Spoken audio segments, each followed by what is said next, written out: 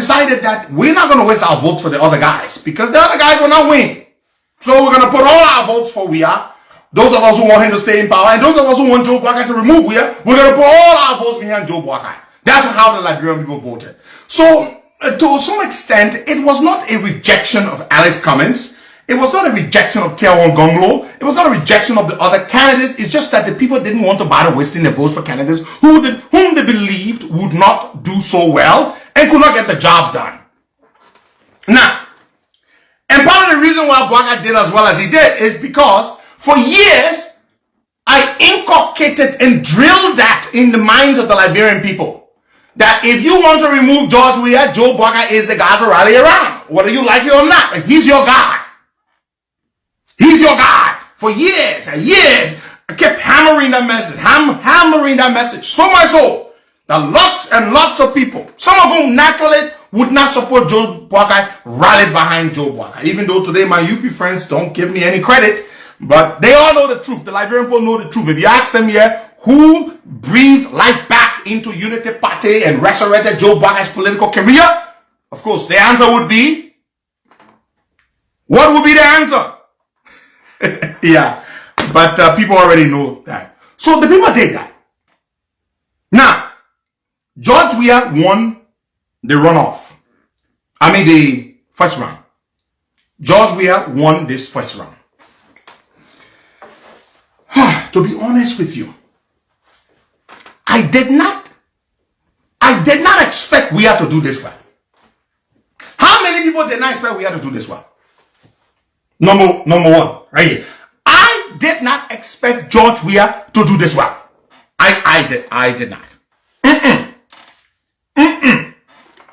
It seemed as though, especially the impression on social media, it seemed as though Joe Boakai was going to destroy, eviscerate, obliterate, completely decapitate George Weah. I did not expect George Weah to do this well.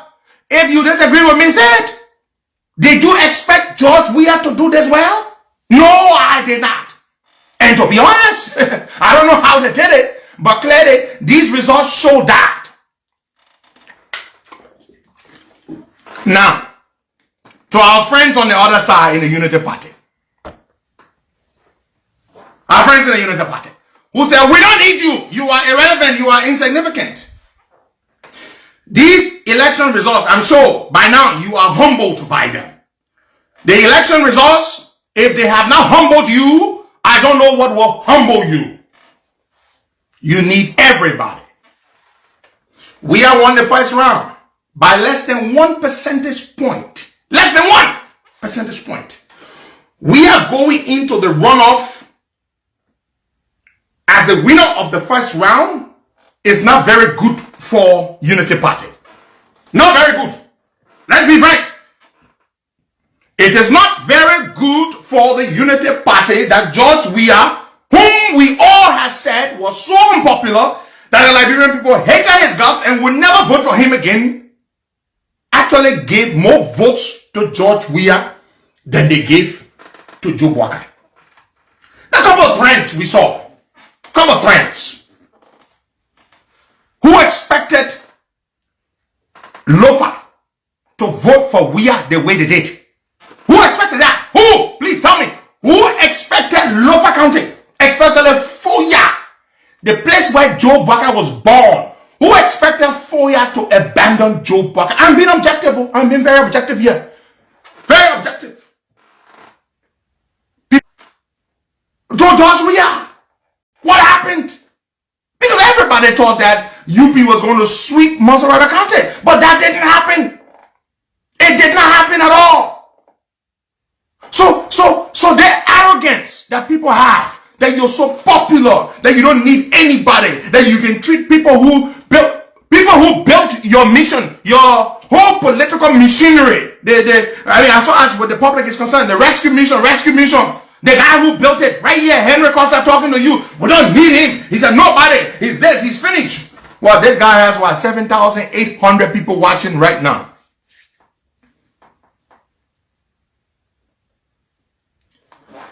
I hope you have learned lessons from these elections. The Liberian people more Liberian people want George Weah than they want Joe Boakai. According to the election results. The people don't want change. They don't want change of government. They want continuity. Maybe not in the majority, but we have got more votes than Joe Boakai. According to the election results, which our friends in the UP have accepted, of course. Why would they not accept it? The elections were free, fair, and transparent. So wake up. Wake up. Wake up. You are not as popular as you think you are. Because more people want George Weah than they want Joe Boakai. What does that tell you? It tells you that you must wake up. It is a fact. Whether you like it or not. And that Joe Boakai is going into the election, into the runoff as the underdog. They don't have money. We have got more money. We are them are engaging people in the opposition community. They're engaging other players, making offers, engaging. So I want you all to stop with this mantra. You need to change the message for the runoff. The talk of Kush clearly didn't work. The hardship didn't work. Like remember, I used to hardship. There was hardship during Elling time and Boakai time. There were drugs in the country during Boakai time and Elling time. So that didn't work. I think you need to go further into your message rather than just saying rescue, rescue, rescue, rescue. It clearly didn't work that much. Because you just say, oh, we'll rescue the country. What does rescue mean? You need to go in and explain further. Folks, am I going astray? Am I less objective now? Do you think I'm not objective? You can let me know. Because I told you, I promise you that I will be as objective as possible. Man? So tell me now. So you need to go further. You can't just say rescue, rescue, rescue, rescue. What does that mean? Oh, as catchy as that phrase is that I coined. And by the way, I should send an invoice, a bill to Unity Party to pay me for my catchy phrase. Rescue mission. Rescue, rescue. But apparently, more Liberians want Weah to stay than they want Joseph Boakai to be president. That's true. So, you need to stop being arrogant. I hope the election results have told rescue, rescue, rescue. It carry you far, but it carry you all that far. And then UP needs to ask itself some questions. Why didn't we do that well why didn't we do well like that in Lofa? You know, I'm going to say this. Joe Boakai may have lost some allies like me and Mr. Yuri. His strongest ally, Benani Yuri. I will put me as second strongest ally, Henry Costa. But because of the decision and the way he did it, by picking Jeremiah Kun, we're all consulting us, absolutely disregarding us, the way he did it. But to be honest, in the benefit of hindsight, the Kun decision helped him. Let's be honest. I say I'm being objective. He may have pissed Yuri off, pissed Costa off, pissed Telia off, and pissed many people off. Youngly and Delon all were pissed off. Don't mind them, they just came back. But, and by the way, Delon, I will send you a bill for copying my slogan from 2017 election. I saw you posted, you are a corny guy. I will send my man Delon a bill. He posted yesterday, harmless Kojolobo versus poisonous poison. Delon, you modify my thing from 2017. That I tell you, I know you hear watching. I will send you a bill. I'm invoicing you. I will invoice my man Thomas Delon for using my slogan. I saw it yesterday, I laughed. But listen, if Joe Weah had not picked Jeremiah Kun, and I'm not a fan of Jeremiah Kun, I would never be a fan of Jeremiah Kun. But if Joe Boakai had not picked Jeremiah Kun, they did a different thing with that one round. Let's be real. This is me being objective. I did not support the Jeremiah Kun decision. In fact, The way Joe Bugger did it by cutting us off for 3 weeks, he didn't speak to us. That man didn't speak to us for 3 weeks. He cut us off. He never spoke to us. He made a decision and drove the carriers fire and said, I made my decision. I'm going to dance with the devil. But at the end of the day, it worked for him. Oh. Let's be fair. Manuela, it worked for him. The Jeremiah Kuhn decision really worked for Joe Bugger. But then how much further can it take him? That's the question there now. But I want to be fair. I being fair. How much further can it take him? Because he picked Jeremiah Kuhn, but he lost his bazooka, his biggest weapon in his arsenal. His biggest weapon in his arsenal was Henry Pedro Costa. If anybody believes that is a lie, just tell us it is a lie. So it is the way he managed the decision. Now, some of you don't know is that Henry Costa vet because Bugger he picked him. No, you think you're vexed with Joe Bugger because Bugger he picked Costa. You think you're after all the investment in Joseph Bugger all the years, we abandoned everything because of Henry Costa. Do you seriously think Bernard Ure, a consummate strategic businessman and politician who has made it thus far with tremendous success to show, will turn it back on Joseph Bugger, somebody who invested all the resources in for so many years? You think Ure will turn it back on Joseph Bugger because he fed that Joseph Bugger in P. Henry Costa, the son that he never had, because Ure only got daughters, he got son, even though some of y'all say I'm Ure's son. But of course, I would be proud to be Ure's son. And while I may not be his son by blood, I am his son, I may not be his son by consanguinity, but I am his son by affinity. Let me use big words. And consanguinity means blood. And affinity means strong attachment. So let's be honest. Ure did not walk away because Kosa was not picked. It is the way Ome Bugger treated Ure. But at the end of the day, looking back, Bugger made a good political decision by picking Kuhn. A good political decision. But how far?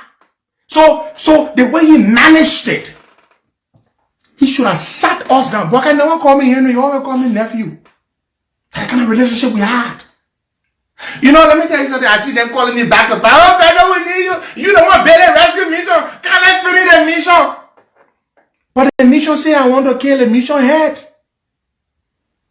If I want to kill a mission head, then why should I can't? Let me ask you a question. When people, they're my family, and we always treated badly. You all sat on there, you saw Joseph Bugger on a private jet.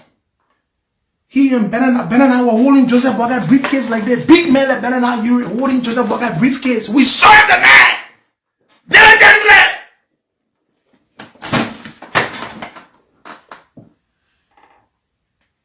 Mr. Ure has a back problem.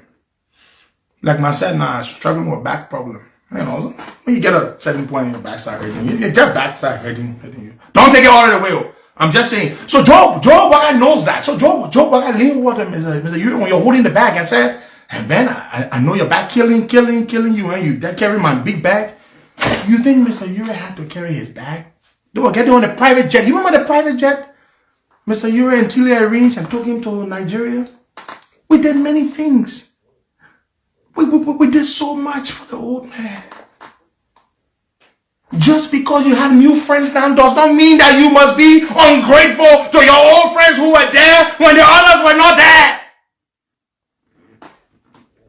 We helped. Say what you want to say to us. But we were there when you all were not there. We were there in ways. Let me tell you something else that the party did. Costa did. The people treated me like dirt. Those people convinced Uncle Joe that I wanted to kill him. I used to love that man. Y'all know me. I made enemies with so many people for that man's business. Today, all the thing Cummings going through, it was because we fought for Joe Bugger in CPP when he told us that y'all know I can't leave the CPP because I'm the chair now. It will not look good. So y'all my people, y'all do it for me. And we say, Uncle Joe, we will fight for you. We will go to battle for you. We walk out of CPP for Uncle Joe business. I agree. We destroy CPP. Yeah. And my people, I'm sorry. All of you, I'm sorry.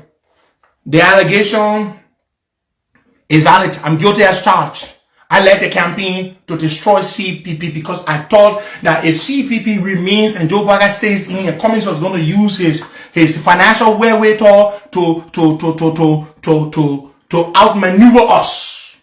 And he financially induced the people. Yes, I'm sorry. My people, I'm sorry. I destroyed CPP for Uncle Joe. Y'all forgive me. And then some of you just tell me, my man, forget it. My man, you man. My man, go back to your papa, your papa, your papa. Has my papa ever called me one day to say, nephew, I'm sorry? September 3rd, me and Uncle Joe just exchanged greetings. That was the last time I chatted with him. I'm about to end this video now, folks. I didn't intend to go this route, but I just want you to understand, some of you to understand what we went through.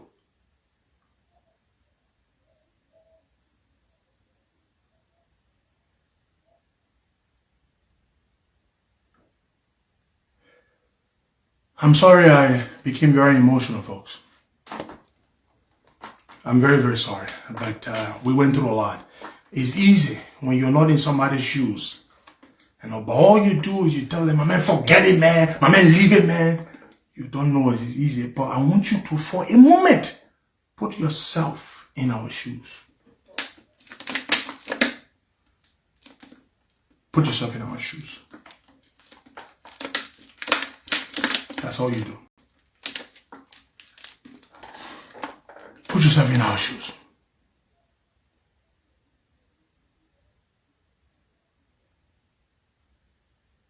Put yourself in our shoes. It's hard to talk. It's very hard to talk. Let me drink some water. Oh, I had no plan to get emotional. You know, remember the last video I did not get emotional, but it's hard to talk for people you've been there for so much. And they betray you time and again, time and again. And then yet they expect more from you. To all of you who've been reaching out to me, I have one question for you. Did you all bring me and Joe Bugger together? No, you did not. Were you there when Joe Bugger and I became so close and he never called me anything but his dependable nephew? No, you were not there.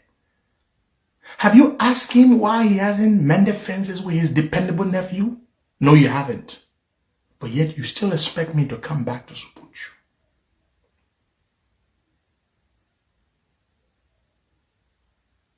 And you say we should do it for the sake of the country. But I'm a part of the country. Am I not a Liberian citizen? So do my rights don't matter?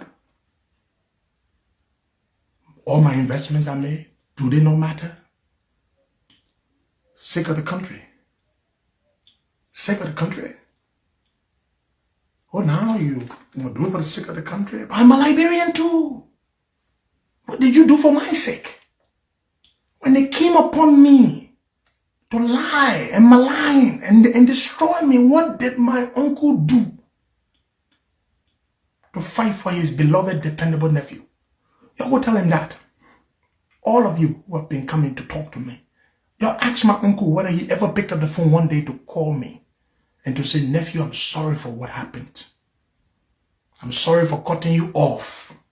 I'm sorry for keeping speech from you for 3 weeks while I made the most important decision when I had promised you that you would be involved. You go ask him that. I will say this before I go.